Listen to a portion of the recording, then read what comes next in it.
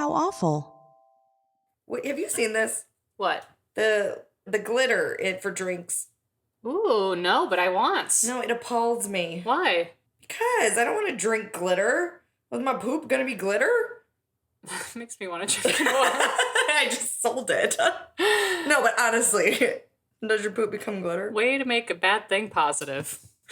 I guess. Ugh, guys, I'm grumpy today. I'm sorry. I'm grumpy today, too. We're grumpy stiltskins. Grumpy Stillskins. I'm hoping this will switch my mood up. We're talking about awful stuff. Kind of. I have sweaty. You want to take your shirt off? It takes effort. Would you like to expose yourself? Should I do that for you? I mean, I'm consenting to it.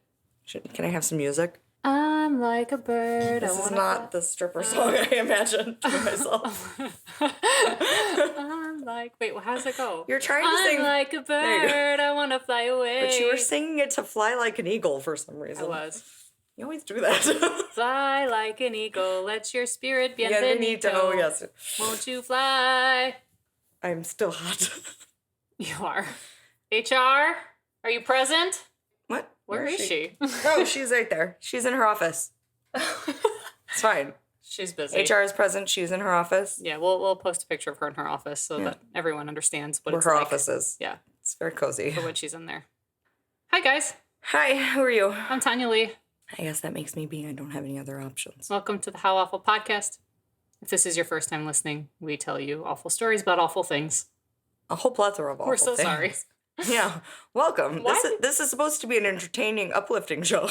Why did you show up here? Yeah, why did you click on it? You saw the words "how awful" and you're like, "This is for me." What's wrong with you? I'm not at all questioning myself. No. No. You know, I put that the Ghost Adventures poll up, and then I forgot to check the results before it disappeared. Oh, you can still check them. Oh, I can? Yeah, in your archive. Oh, let's see. I saw one no. Well, forget you guys. Looking at you, Johnny. Was Johnny Perkins that said no? Really? Johnny, maybe his thumb Maybe slipped. it was an accidental no. He's probably like, no, it was a real no. He was not into it. He wasn't here for it? I'm calling him out live on the podcast. Wow. What's your damage? What's your probably problem? like, why do something that annoys you? We got an email. We did? Yes, from Grandmaster Rose. We got an email, picture of her assistants. Oh, of course we did. That's really adorable. I wanted to wait to tell you on the podcast. That's really adorable. It was that really- my mother sent a picture of our dogs. Really, really cute. My dogs. I have that Gmail open next to my work Gmail, so it's... Oh, so you just sit there like, maybe it'll ding. Honestly. I was like, oh. Oh, so it's just these dogs I've met. It's just these dogs I petted before. I mean assistants. Petted. Yes, the assistants. My mother's assistants / I claim them as my assistants as well. Well, Moosh, our assistant, is currently licking his beard, which is really weird. Moosh. Ew. Moosh, did you leave some snacks in It's a there? really gross way of putting it. That's his beard. May I introduce my mother's assistants? Yes, you may. Okay. And I'll introduce... Well, I'll wait. I'll let Mona introduce her own assistants. Yes. My mother's assistants / half claimed by me assistants. There is the coming in at 6 pounds. Oh, this fluffy effer was found on the streets of Los Angeles. Fluffy effer? This fluffy effer. How do you spell that? FLUFFY effer. Great. That'll be really great for when we're transcribing that episode. Whenever we do that. Someday. Sorry. Someday. I don't have any time. I don't either, or will to live. No, that's not what I meant. Oh, wow. No. No, I'm the awful. Okay, so yes, the fluffy effer who was found on the streets of California. Yes, we didn't find him. We didn't find him. No, For the record. we found him at this place called Lucky Assistant, Lucky Puppy. And Took me a beat. he was. I was like, that's not what it's called. He was sleeping. And my mom cried. She was visiting. She cried. And this was back when my dad was of the living realm. And she called him and was crying. And I had to talk to him. And I'd be like, Mom found a thing. And I'm sorry, but you're going to get a new dog. And he was like, ugh. And then he did the dad thing. He did the, you do what you feel is right, which is code for don't bring home that damn dog. But and my mom took that as buy the damn dog immediately. But I'm going to act supportive because I know I have no choice in this matter. I have no choice in this matter. He picked it. You know what? He chose his battle. He chose it, and he knew I will not win this war. Yep. So my mom brought home this little flag. this little 6-pound white fluffy effer, and immediately off the plane, my dad was smitten, and that was his dog. 100%. It was his assistant. Yes. His name is Presley Blue. Yes. Yeah, Presley was BFFs. BFFs. With Mitch. My dad called him Mr. Big Stuff. Because he's 6 pounds. Pretty big. Yeah, and he would look at him and sing that, Mr. Big Stuff, who do you think you are, Mr. Big Stuff? Yeah, it was something. I don't know. I don't really know what was happening to Mitch with Presley. So precious. He would carry him to the backyard because we had like this kind of gravel area between our back door and the yard, the grass part that was kind of pebbly. And he said it hurts his little feetsies. And he called his poop Tootsie Rolls. So that was that. And then we have Remy. She's an angel. The assistant, to beat all assistants every week. She is the MVP. She is the employee of the month. She's great. She's so beautiful. She's a pit bull, and we love her. And she's 3, and we love her. She good girl. She's so good. She gives dogs the best name. When you think good dog, there's a picture of Remy. Yeah. By the way, we did mention this email, this mysterious email. Mm-hmm. If you don't know what it is, it's howawfulpodcast@gmail.com, where you can email us pictures of your assistants following a lovely, awful story. Yeah, tell us a story. Tell us something awful. Tell us your pronouns. Mediums, abductions, murder, whatever. But please do include your pronouns. Otherwise, we're just going to call you, I don't know, whatever we feel like calling you that day. It might be a fluffy effort. You don't know. I liked unicorn. I identify as unicorn. I mean, some days I do. Today I identify as poo. Today I identify as red. Because you're flames and you're like, you're angry? Yeah. Oh. Yeah. Tanya, is this your one of 2 days a year that you're angry? I think it's been a little bit more this year. Yeah. Already, and it's only... You're serving up the anger on a platter, man. It's only about to be April. Well, in your world, listeners, it is April. True. Happy April Fool's delayed, I guess. Happy April Fool's delayed. Happy April Fool's, it's April 5th. the Fools is that we're still in a freaking pandemic. Oh, golly. But hey, by the time we talk to you next, we will have ate at a restaurant for the first time in over a year.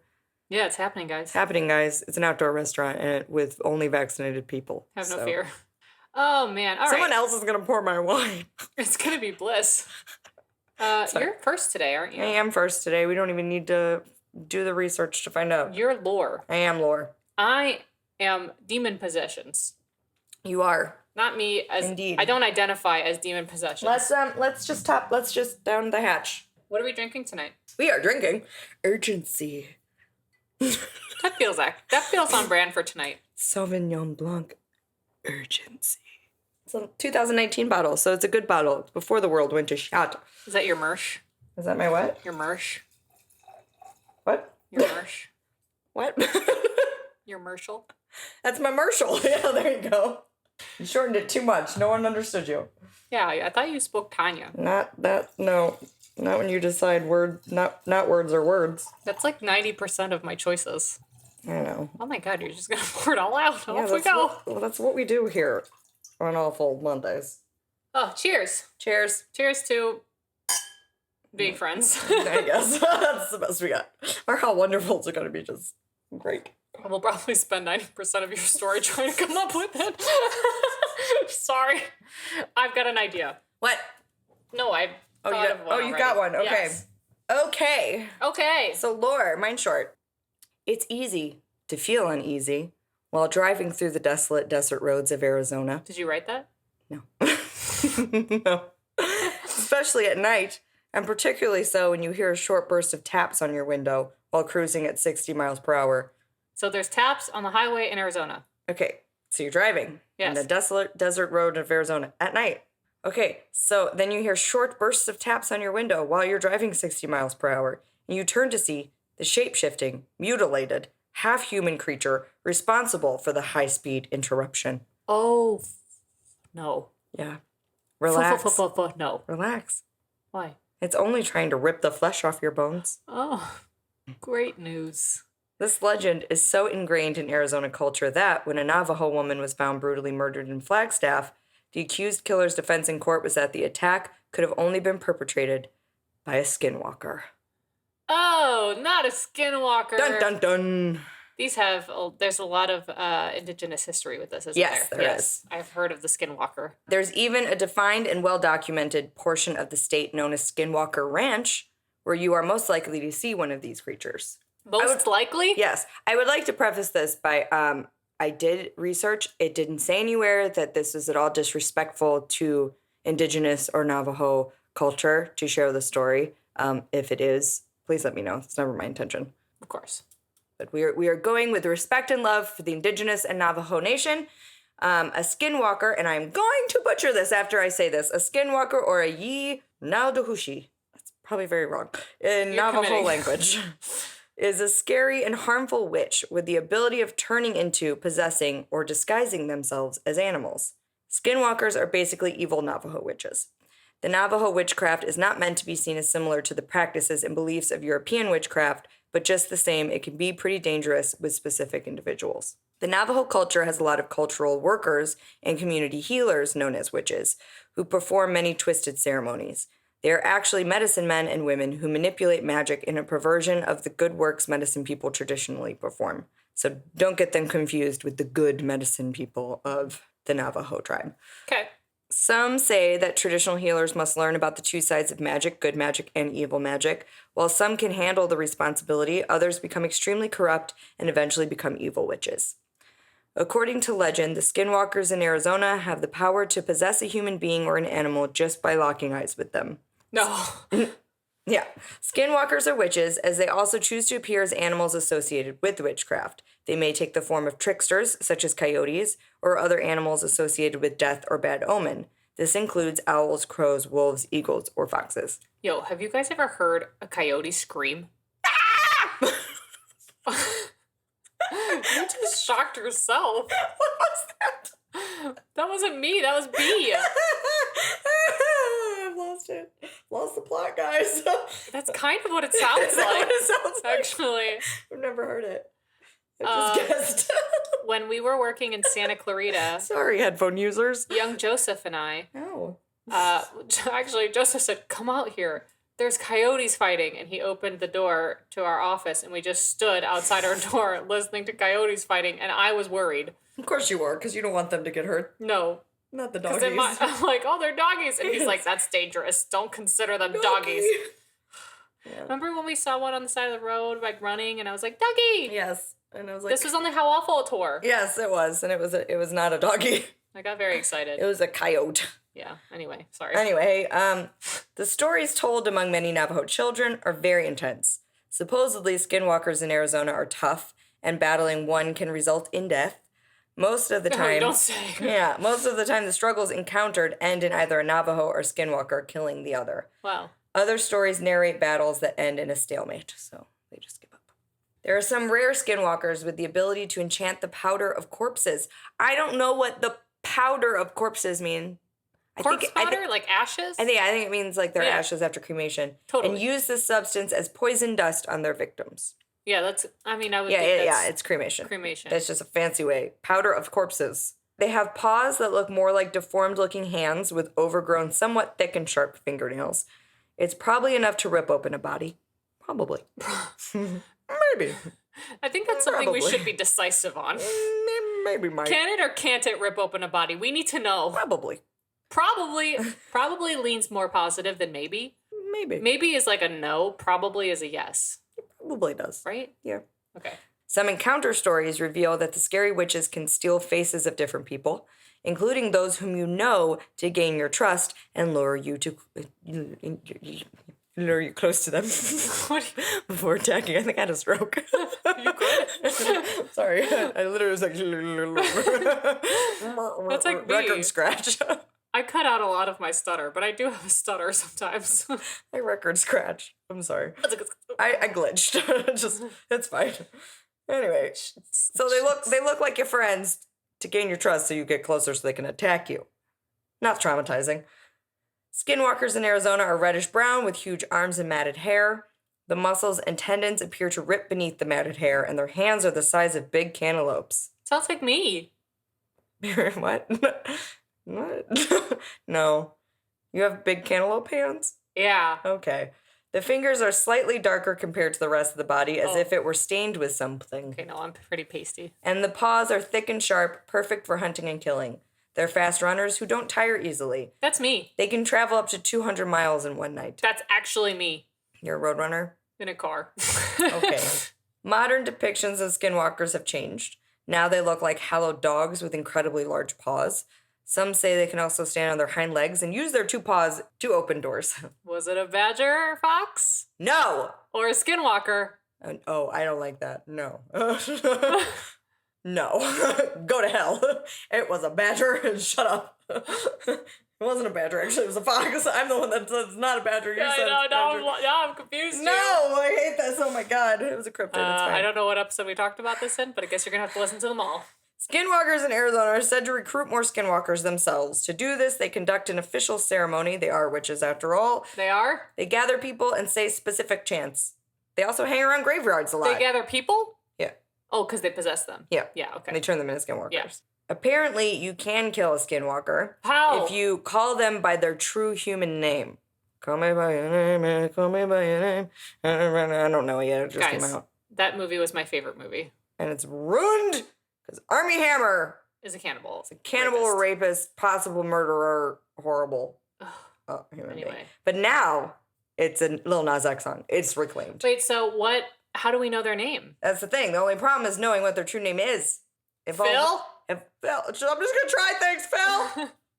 Mark. Paul. Schmimothy Schmalamay. Schmimothy. If all hope is lost, you better run fast. You better run. I'm like a roadrunner. It's perfect. You better hide. One family was driving the stretch of Arizona right before the Utah border when they saw an animal-like man in jeans and a flannel with yellow eyes and an open mouth. Its arms over its head, climbing out of a ditch, covered in hair. No. Yeah. A few days later, while the daughter was in her bedroom, she heard drumming. Looked out her window and saw 4 men trying to climb her fence, but couldn't get over the fence, so instead began chanting before they disappeared. Oh, I was like, where did the drumming come from? Were they drumming on the fence? I didn't include that whole story, but it's a very long blog post written in first person by the girl who experienced the skinwalker. Uh-huh. And she was driving with her family, and her dad just started going, oh my God, what is that? And the mom was like, oh my God, oh my God, oh my God. And then when she finally saw it, it was that thing that I just described coming out of the ditch. And it put its arms up and grabbed the top of the car, like it was gonna shake it. And they managed to get away, and they drove for long enough to feel comfortable, and they got out of a gas station. There's nothing wrong with their car.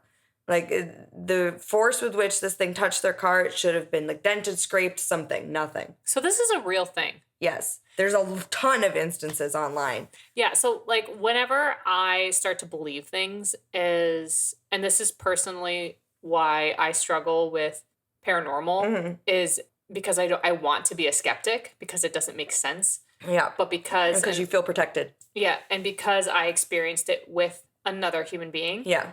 And we both have the same experience. Yeah. And the same memory of that experience. Right. This was a car full. As a whole family. This is what messes with my head. Is stories like that where it's a mutual experience. Right.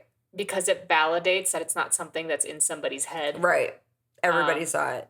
We're going to hopefully get my mom. My mom is visiting this weekend. Yeah. We're going to hopefully get her on the show. Her side of... Yeah. She's also told me another story that I asked her to share. Oh, cool. So she'll share that. And I think she has maybe a story that she'll share of a friend of hers. But I don't know for sure if she got all the details of that story, but it sounds kind of crazy, so. Cool. Yeah. It's kind of like a hearsay story. It's not a personal story, but it's a story that was told to her that really shook her up. So, fun. We're going to ply her mother with some alcohol and then get her on the pod. It's going to be great. What's great is she won't hear this episode before she records. I know. So it's going to be great. Exactly. So my sources. Yeah. Oh, yeah. Oh, gosh, we're done? 14. Yeah, that was it. 14 facts about skinwalkers in Arizona that will scare the crap out of you from wininYourState.com. Scary urban legends, creepiest urban legend in every state from it's a Thrillist article. And liveabout.com article, is the Navajo skinwalker legend or real? That was the first person story. Clearly. And it's a much longer story, so I'll link it. Shiza. I know, that was the short one. It was longer than your bus. The Philadelphia bus to nowhere? That's more of like philosophically interesting in my eyes. I still will never get over you showing me a picture of a bus. Yeah. There's a good bus. Just a bus. It's like a Shutterfly picture of a bus. Well, that was really sufficiently spooky. Was it? It was. Okay. So I didn't have a lot of time to clean this up. So we're gonna roll with this research as best as we can. I don't know if they come for the stories or if they come for the giggles. I think both. Okay. I'd like to think both. Yeah. Okay, are you ready for my demon possession story? I'm ready. Possess me. This one has sort of a twist. Oh. There's a crime twist. Oh. Are you ready? Crime? Okay. 15-year-old Christy Bamu and his siblings left left Paris to visit their sister Magali Bamu, who was 29 at the time, and her partner Eric Bikupi. These are really fun last names. 28 in Newham, I think, East London on Christmas Day in 2010, modern day. So shortly after Christy is visiting his sister. Got it. With her partner. Okay. With his siblings, his younger siblings, and Christy is 15. Got it. So shortly after Christy's arrival to London with his siblings, they were accused of practicing kondoki, or witchcraft. The family is from the Democratic Republic of Congo, where belief in witchcraft is particularly strong and considered a curse on Africa. It started physically, with fists and kicks, all thanks to Christy wetting his pants, which Eric believed was because he was possessed by evil spirits. Oh. Christy wet his pants, and Eric was like, he's possessed. You're possessed by evil spirits. So Eric started beating him and the children that were with him and forced them to join him. He forced the other children to join him in beating Christy. Jesus. Christy's sisters were aged 11 and 20. They escaped further beating after confessing to being witches. But Christy was singled out for wetting his pants. So at one point, Eric told them to jump out of a window to see if they could fly. Oh, Jesus. This is a quote. Christy asked for forgiveness. He asked again and again. Magali did absolutely nothing, his actual sister. She didn't give a damn. She said we deserved it, said Kelly, the 20-year-old sister. Christy underwent 4 days of torture using knives, sticks, metal bars, ceramic floor tiles, some bottles, and a hammer and chisel. Yeah. Pliers were used to twist his ears. No, my toes are whizzy. Yes.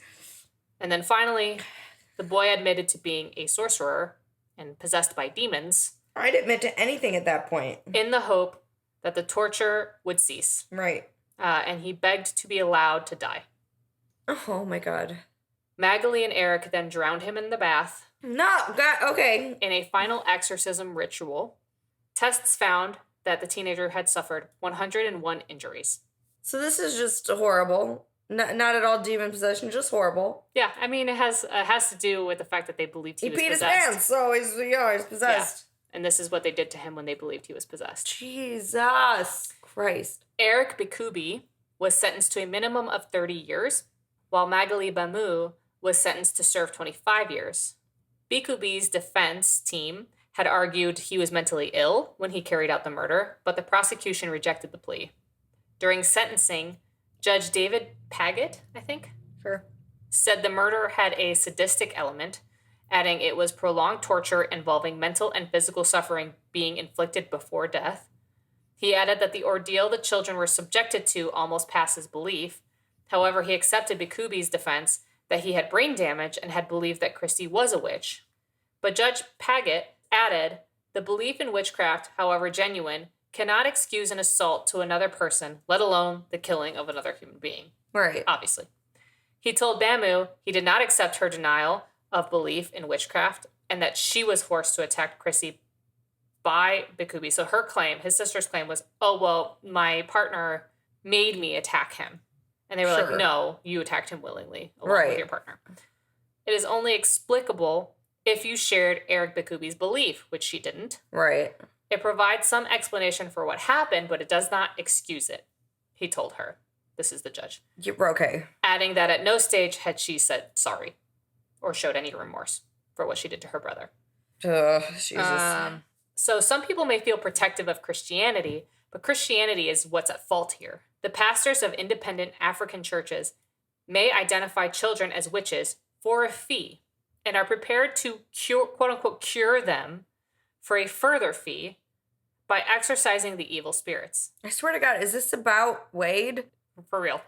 Such exorcisms are often violent, including beating and the use of cold water to cleanse and purify the possessed being is common in many Congolese churches and elsewhere in Africa as well.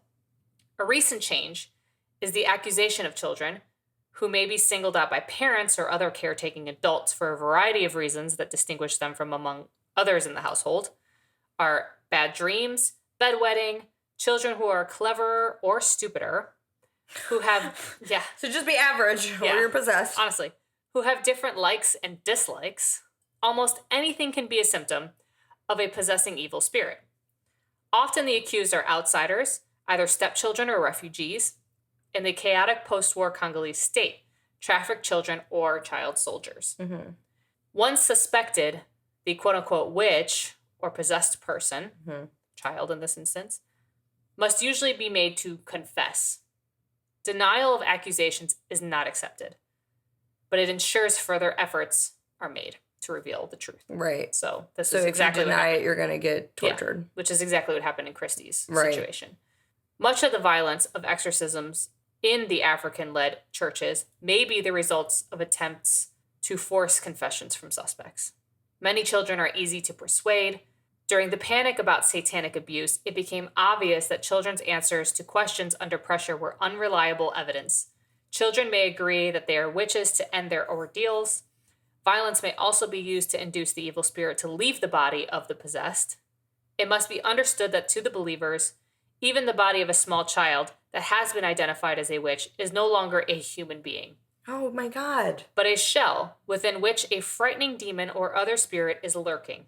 If this dwelling is made sufficiently uncomfortable, then the spirit will leave, right? So we'll just beat them because the spirit will not want to stay in a body that's being beaten, is the idea. Yeah.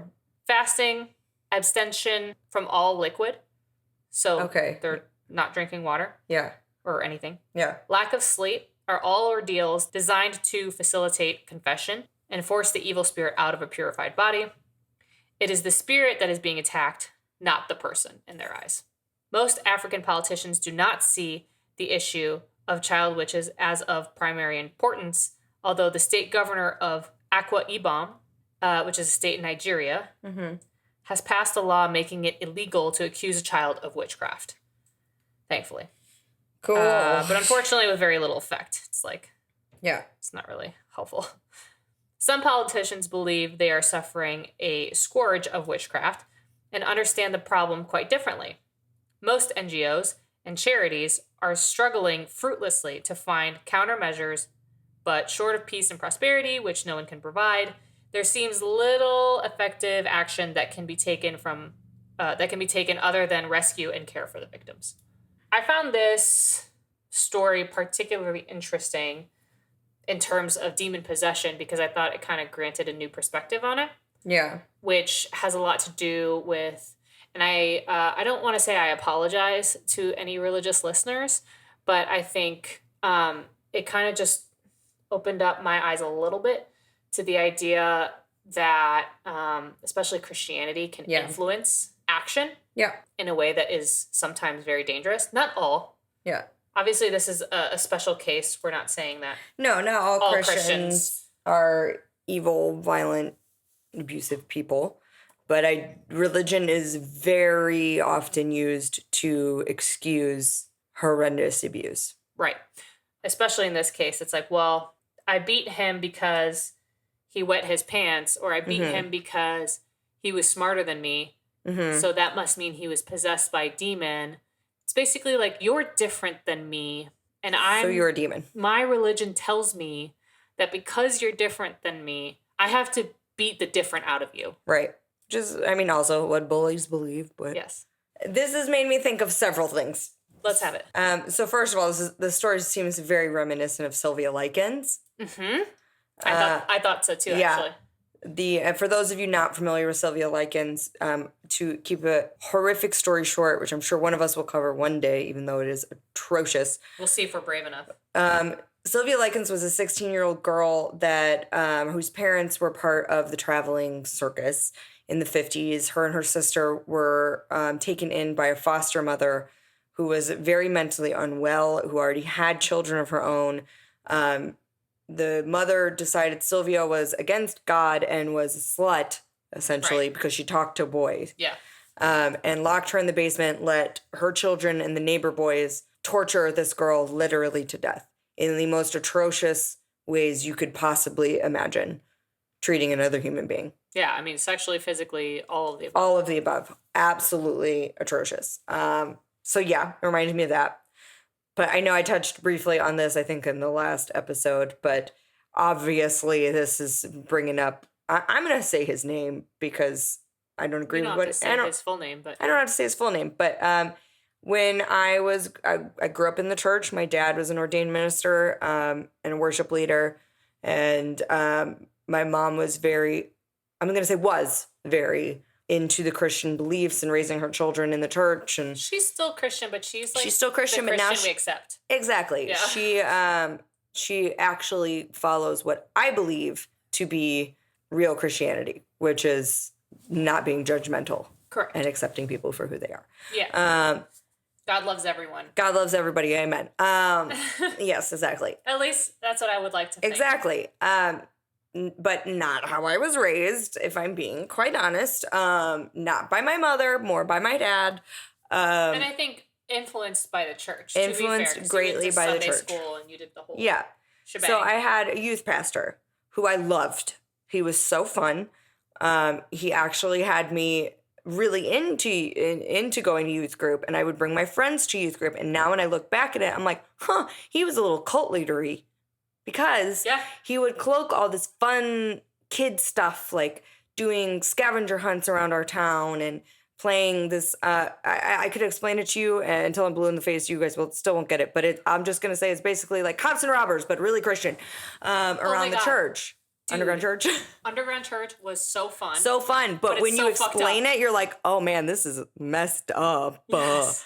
You're so right though. You're spot on. Like, if you met this person, he was really tall. He was good looking. Very. He was charming. Yeah. So fun. He listened to you. He made you feel like he was everybody's big brother. Oh my God. He was a cult leader. He was a cult leader. Oh. Yeah. He would have you over to his house for Uno nights.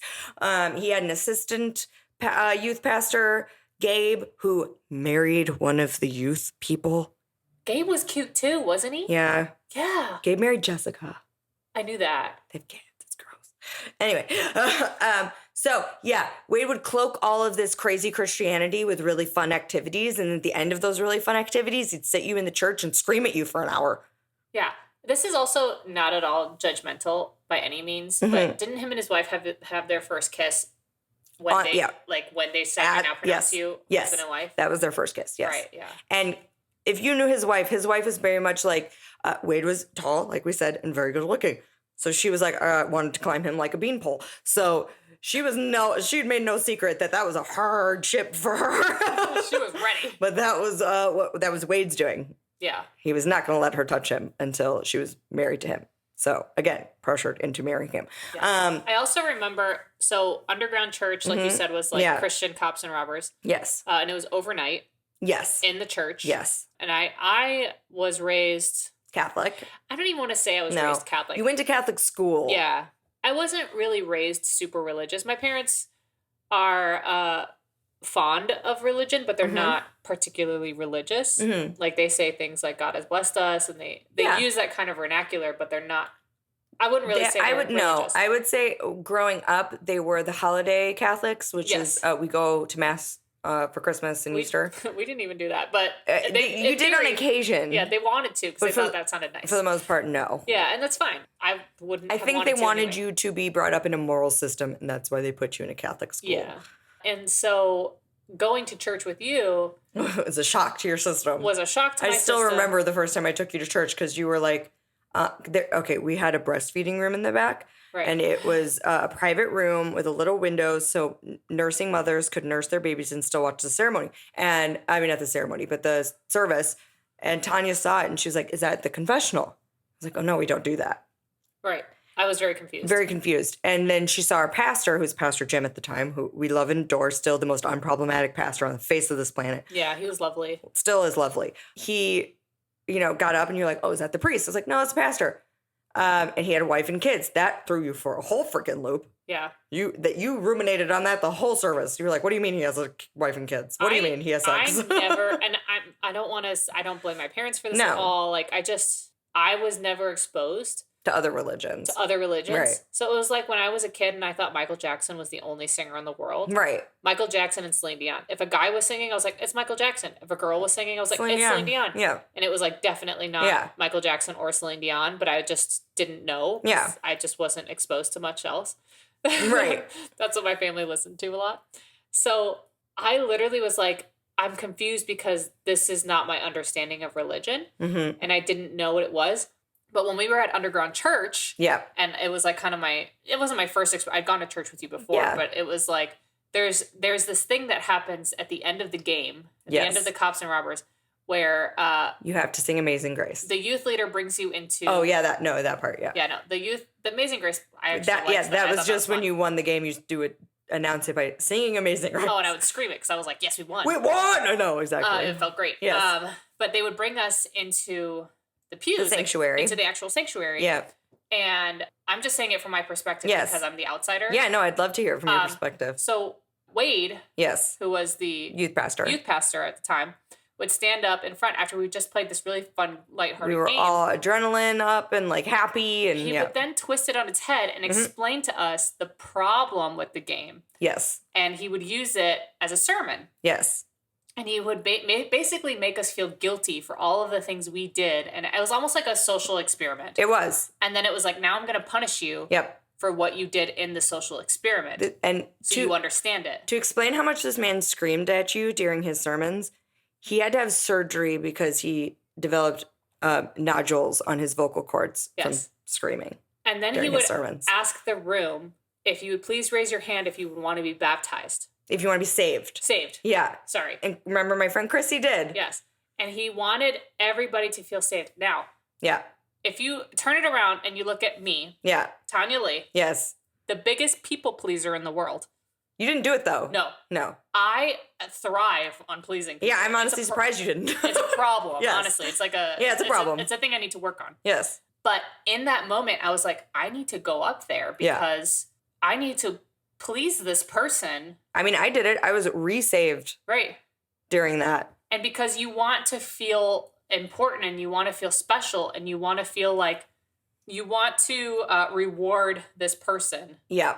Who's asking. And it was so awkward because sometimes people wouldn't nobody raise their would hand. do it. And he would be like, okay, fine. Like And like every now and then there would be somebody that'd do it. And I would always be like, oh, thank God. So the awkward silence is over. Oh my God.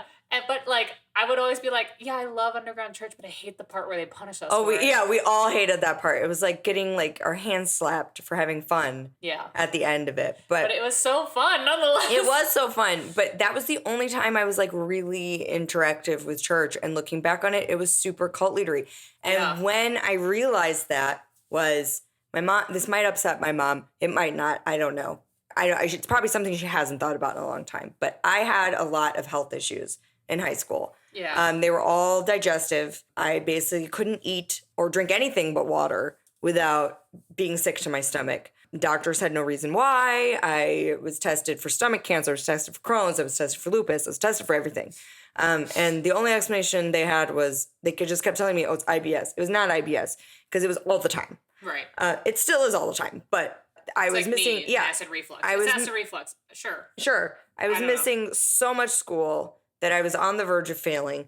We were at a barbecue at Joyce and Manny's. And Wade stood up and was like, is there anybody who would like me to pray over them? Oh, God. And my parents wanted him to pray over me. Almighty Wade. Yep, because of my issues, Right. So the entire barbecue stood over me with their hands on me. And for lack of a better word, aggressively, nearly violently prayed over me. And Wade was shaking, like jolting me the entire time. That sounds terrifying. It was. My mom and dad were crying. They were convinced it was going to work. And for a couple weeks after that, I felt okay. And it was just, I wasn't having a flare up. And they attributed it to Wade healed me. Right. Oh my God. And this was during the big Wade whiteout, I will call it, because everybody believed in Wade at this time. Right. And that was the wake up call for me, where I was like, he's insane. I don't blame them, though. No, I don't blame them. They wanted hope. Yeah. That I was going to be okay, that I was going to be better, because all they saw was their child was sick and in pain, and they didn't know how to help her. 1,000%. So I do not place any blame on my parents at all for wanting to believe in that. I wanted to believe in it, but it was too freaking scary to believe in it. And then Wade went to Africa and decided that he was the healer of all of the African people. Yeah. And that they were possessed, and he was going to exorcise them. And I mean, he would do this to people in the village, just in the village. They were probably just mentally unwell and didn't have the appropriate health care. As simple as they were different than him. Yes. And so he must have thought, well, they must be possessed. Yes. Just like this story. And he would spend days aggressively healing them or exorcising them, devoiding them of food and water, devoiding them of sleep. I hate this. Yes. And they would eventually crumble, and he would convince himself he had healed them. And then he would come home and stand in front of our church and shout this at us, that he had done this in God's name. And that was the first time I ever saw a light click on in my mom's eyes, where she was like, this is not okay. No, because we were sitting there, and he spent 3 hours yelling at the congregation that if we are watching TV, if we are listening to music, if we are going out with friends, if we are doing anything but devoting our life to reading the Bible and praying, I mean, we should be in a prayer closet on our knees until our knees are bleeding, praying. If we are doing anything but that, then we are sinners and we are not going to hell, and we need to be atoned, and we need to kneel before Wade and ask for Wade's forgiveness and healing. Right. When we got in the car, I burst into tears the whole way home, because the Wade was somebody I loved. Right. Yeah. And trusted. He really was like, him too. Yeah. He was like, I didn't have a great relationship with my brother at the time, and he was like the fill-in. He was always there for me. He was always listening to me.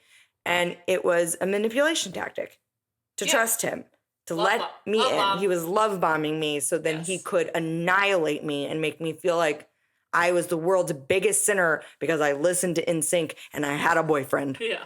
Like, are you kidding? Right. Who you kissed on the mouth. I kissed him on the mouth. Oh, no. Well, and we got in the car, and my mom was like, I hope you know that that is not Christianity. Yeah. That is not our family's way of Christianity. Good for you, Rose. Seriously, good for you, Rose. Because if she hadn't said that, that would have been a trauma I would have carried with me for so long. And you might have assumed that's what my parents believed. Right. Yeah. I think it's easy to do that in situations where I think it's a lot of times, and I mean, even in this political environment, I often assume guilty by association. Yeah. So I wouldn't blame you for assuming that, but it's good on Rose for clarifying. Yeah, I think it was very eye-opening for her. Yeah. And me. And I hate to say it because I know it breaks her heart. A little less now because she's also stepped away from the church. But that to me was the turning point for me, where I was like, I don't belong here. Yeah. I don't believe what these people believe. I need to extricate myself from this situation because it's never going to be for me. Right. And to clarify, this wasn't a Christian environment. No, this was not Christianity. This was something altogether different. This was... No, well, I just wanted to clarify what religion. Oh, I was Southern Baptist? Yes. Because I don't think we mentioned that. No. And I think it's important to mention... Yeah. Southern Baptist is different from Baptist. It's even more racist and homophobic. Yeah. But we play some jaunty tunes. My dad loved your dad's funeral. My dad's funeral was... The way Southern Baptists conduct funerals is beautiful. It is a celebration. Yes, it was... Sorry to bring that up. Yeah, no, it's okay. Not to say that was an enjoyable experience. No, but it made it okay for a minute. A beautiful experience. Yeah. And my parents had never experienced something like that in a church setting, that it made my dad want to go to church. I know, that made my mom so happy. I mean, he didn't, but it made my mom so happy. He didn't. No. For clarity, my father's funeral was a celebration of his life. He was a music director and very musical. And one day we'll, honor him. I'll play you him singing. Yeah, that'd be beautiful. On our way out. But he has. It's a shame me and my brother can't hold a tune to save. I mean, you guys tell me, you hear me sing every episode. I think you're a lovely singer. My dad was a trained opera singer and a gospel leader and amazing. So we honored him. We had a gospel group sing that he grew up singing with. And they did not sing sad, mournful songs. They sang happy, as they called it, coming home songs. They're homecoming songs. And those are the songs you sing when you're excited because you get to go home to the Lord. Yeah. They were those songs, and we played my dad singing, and there was happy anecdotes, and it wasn't your typical sad. It was sad, but it was also beautiful. It was beautiful, yeah. We did it for my grandma, too. Yeah. My dad sung all her favorite hymns, and it was very jaunty, and we played a recording of her singing. And I remember that one, too. Yeah, it was beautiful, so... It's one thing I will continue to cherish about the Southern Baptist faith is when, God forbid, when it's my grandma and my mom's turn, I want them to go the same way. Yeah, it was a beautiful celebration. Yeah. Anyway, that was a very long tangent. Tell your sources. Yeah, I forgot to say my sources. So my sources are a BBC News article called "Witchcraft Murder: Couple Jailed for Christy Bemu Killing," a Global Post article called "UK Couple Found Guilty of Christy Bemu Witchcraft Murder" by Luke Brown, and a Guardian article called "Witchcraft Belief is a Curse on Africa" by Jean Lafontaine. Jean Lafontaine. I just want to say thank you for sharing that because I think it's kind of a taboo subject. It is, yeah. And it's hard for me, especially knowing my mom listens, because it's a very sensitive subject. But I think because she listens, and I hope you do listen to this with the knowledge that we know who you are. Yes. We don't believe that you are the stereotype that we are projecting. Absolutely not. So I think religion is beautiful.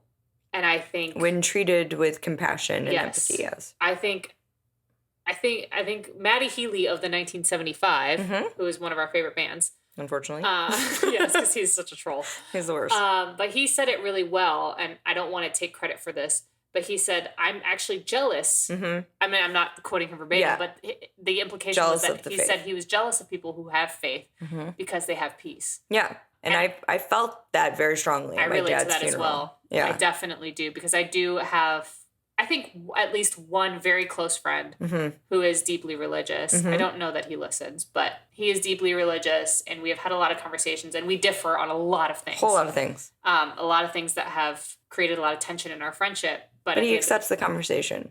He does accept the conversation, and it's an ongoing one throughout our friendship, but he's always been there for me. He's always been a soundboard for me. But I see how much his faith brings to his life. And I have told him time and time again, you know that I don't have the same faith you do, but I completely respect your faith. And I think it's beautiful. Yeah. So if we do have listeners, I just want to take a moment to say that, like, we do respect your faith. Absolutely. We are just speaking from a personal experience. B is speaking from her personal experience. This is not a generalization on Christianity. Not at all. This is just a personal experience. It's very subjective. Some of the best people I know in this entire universe are very, very Christian.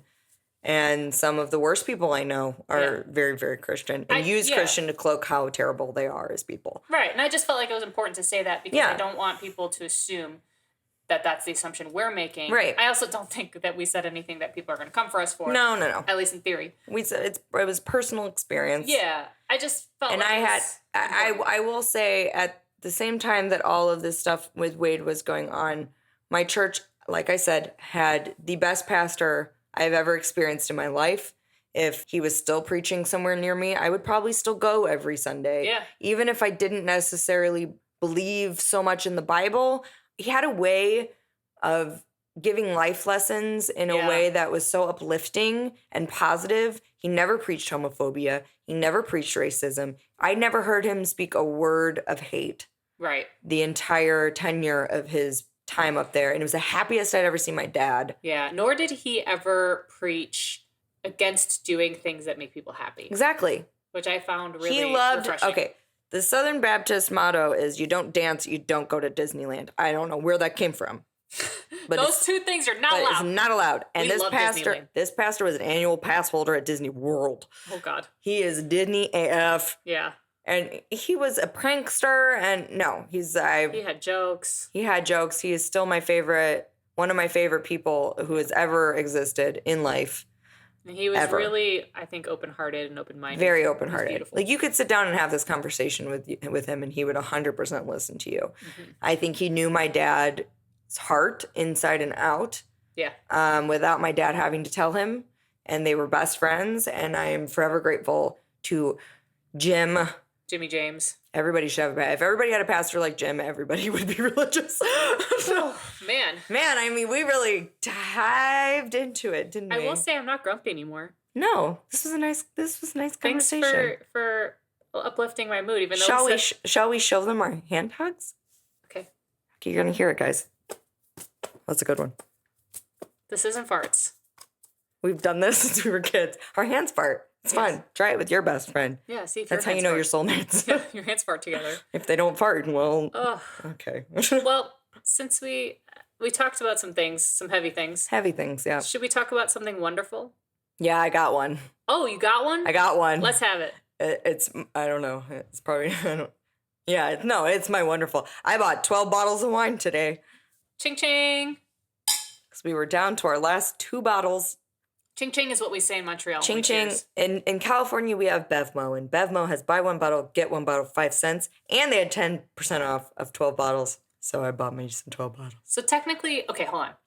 I bought $300 worth of wine for not even close to $300. You bought 12 bottles of wine. I sure did. For the price of 6 bottles with 10% off. Yes. Holy balls. Yep. I sure did. Congrats, you. Well done. And we will finish those bottles probably before my brother gets here on the 14th. My mother, Mona, is a wino. Loves wine. We're French Canadian. I love her so much. I went through a phase where I couldn't drink because I'd throw up every time I drank.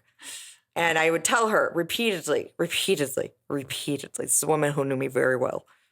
I can't drink, Mona. She'd go, okay, so white wine? And I go, no, I can't drink at all. Prosecco?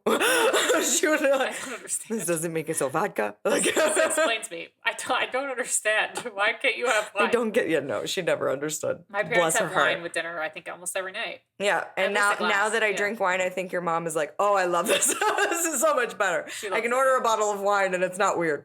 She loves it. Yep. Oh, yeah. Yeah. Wine is wonderful. So we're gonna trick her. What's your wonderful? My wonderful is, this is gonna be pretty obvious, I think, to most people. Jonathan Van Ness.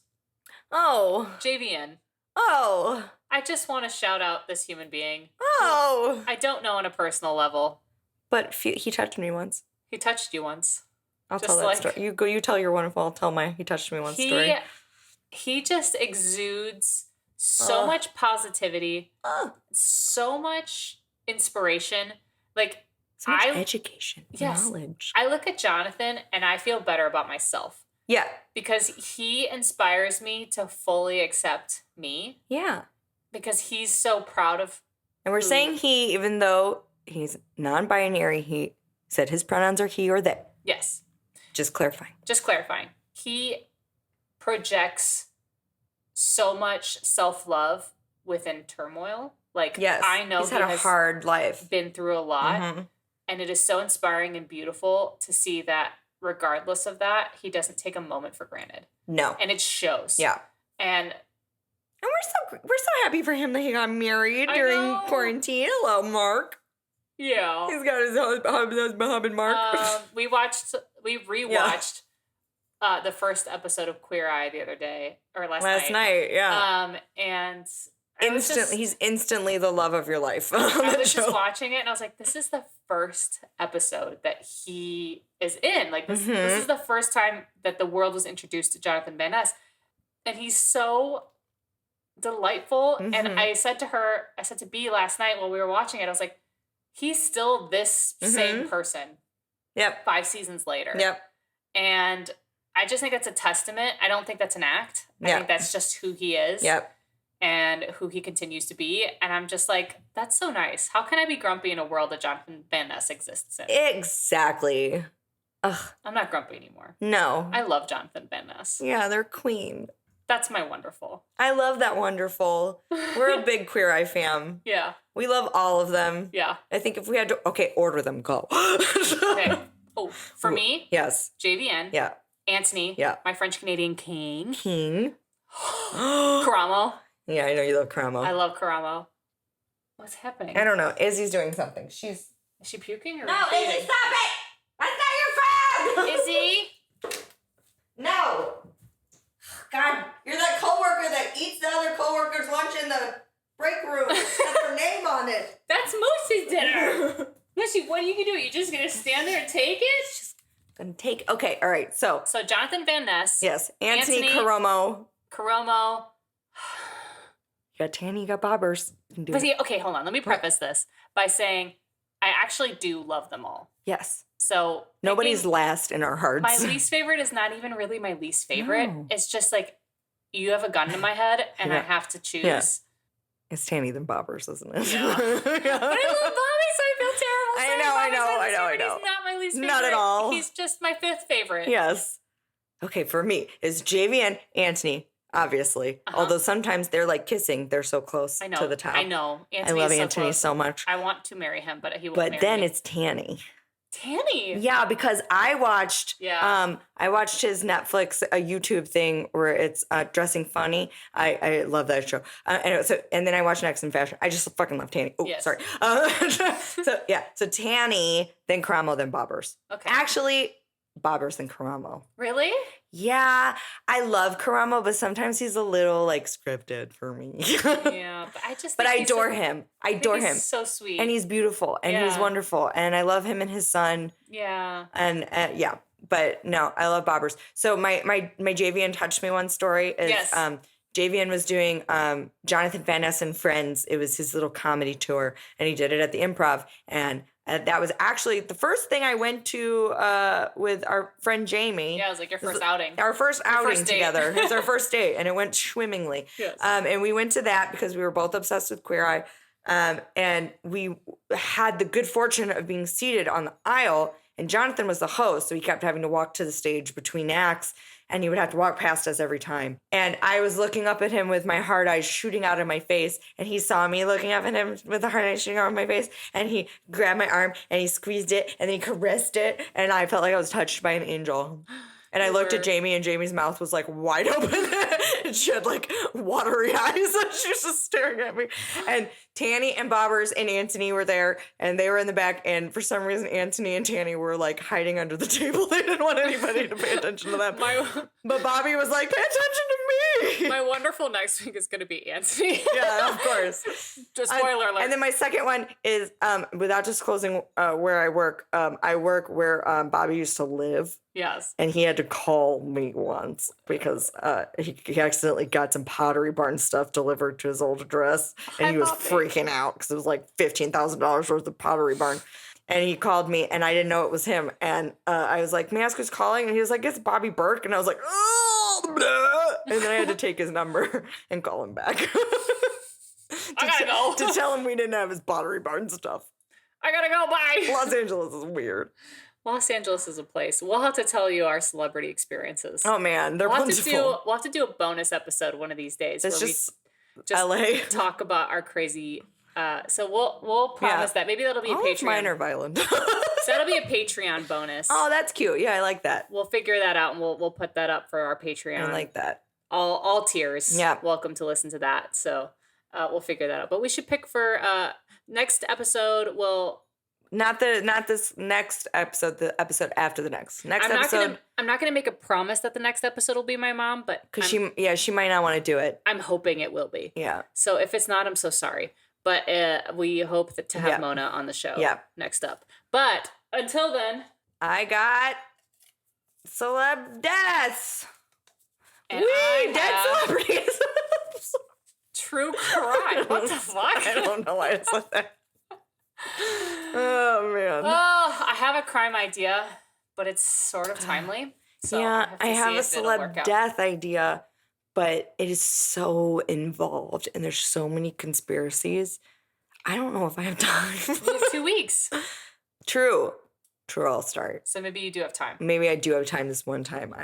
I'll do my best. I'll believe in you. Okay. I don't know if I have time to do research at Here's work, the best part about April is that my brother's going to be on, and that's probably going to be 2 episodes worth, so we're barely going to have to do anything this month. April's going to be Woo! Another wonderful. Give the spiel. Okay, so you can find us at www.howawfulpodcast.com. You can also find us on all of the social media. We are on Instagram, Twitter, Facebook. You can find us at How Awful Podcast. We also have a new TikTok account. TikTok. Where we post a lot of our assistance. A lot of it. I didn't post this week. No, it's okay. I'm so sorry. I have an idea for a TikTok. I'm going to try it, but I'm probably going to forget to do it. So every single freaking morning. Every morning. I come out, right? Yes. I start my kettle and I go back in to wash my face. Right. Right? And I start my kettle. I feed the assistants and then I go back in to wash my face. Yes. And then when I open the door again to get my tea and oatmeal. After it's ready. Yeah. When they're supposed to be eating, Izzy, the HR, is sitting on the arm of the couch staring at me every single morning. And I just should take every day. That's for like a week. Yes, exactly. We'll do that. That'll be great. I'm gonna do it. She's a creep. She's a creep, but we love her. And it's always the same face. Yes.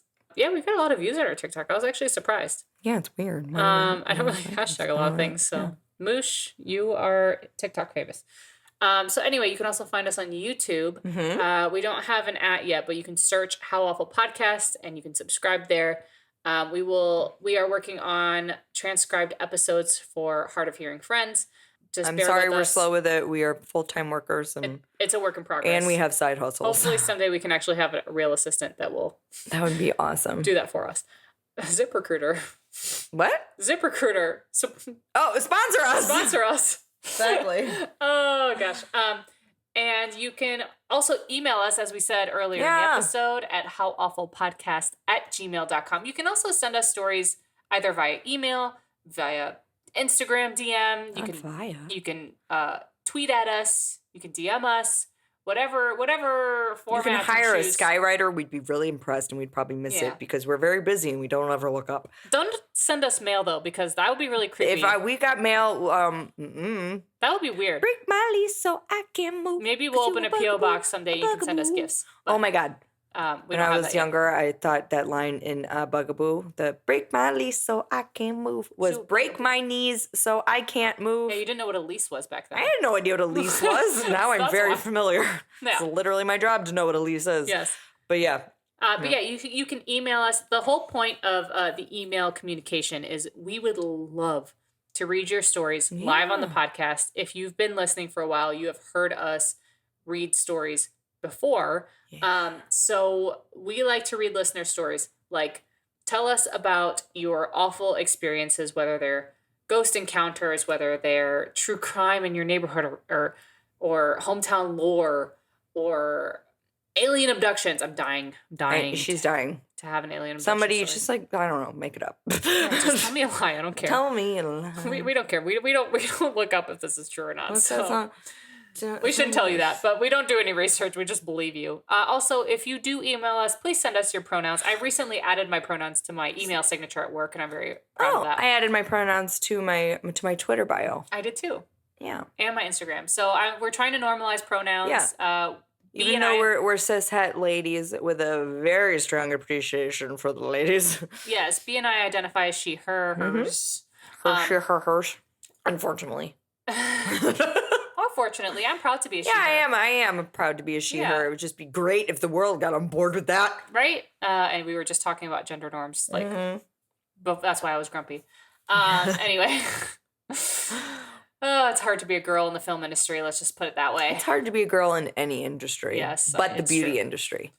But the beauty industry. That's where you thrive. Well, maybe not. I don't know. I've never been in it, so. True. What if I know? True. What do I know? But. And if I know. What if I know? What do you get when you cross an elephant with a rhino? But anyway, You can email us if it's hard to be a she, her. We want to know about that. Yeah. We want to connect with you. If it's hard to be a they, them, we want to know about it. And hey, if you have an How Wonderful and you have people in your life who aren't celebrating your How Wonderful because they're jerk faces who are selfish, you can email us your How Wonderful. Yeah. And we'll read it on the podcast and we'll give you a big fat How Wonderful hooray. I totally forgot Wonderful Wednesday this Wednesday. Oh my God, she's terrible. I'm so sorry. It's okay. But we will, we do have a hashtag every Wednesday, except for last time. I'm so sorry.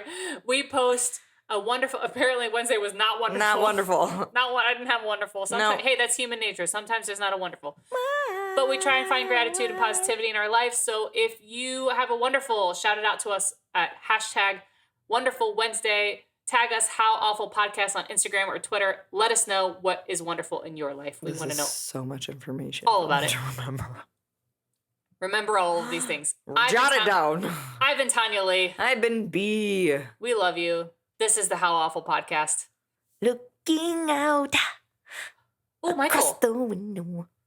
We know that there's problems here, but we're just going to appreciate the art. You guys, it's my childhood magic. Okay. We'll get into that. As always, we've been B and Tanya Lee. Our logo was created by MJ Savard, and our theme music courtesy of Nikki Lou.